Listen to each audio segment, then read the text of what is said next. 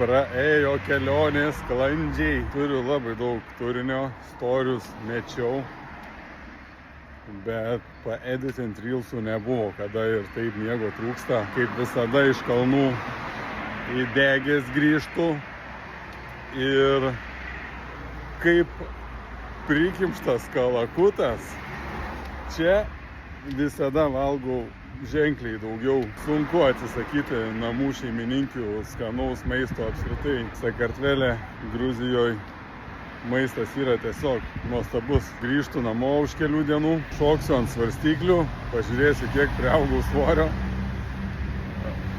Su oru labai pasisekė, viskas sklandžiai. Turėkit omeny, kad kelias į Tušėtiją buvo vienu metu priskiriamas vienas iš pavojingiausių pasaulyje. Dabar yra gerokai patvarkytas, bet jeigu žiūrėjot storius arba reelsus žiūrėsit, kuriuos ruošiuosi padaryti, galbūt net per rytojų, neskirsiu visą dieną poilsiui, tai matysit, kad ten yra įdomu.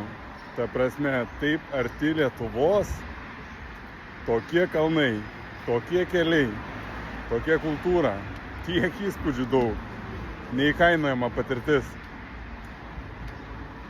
Iki greito.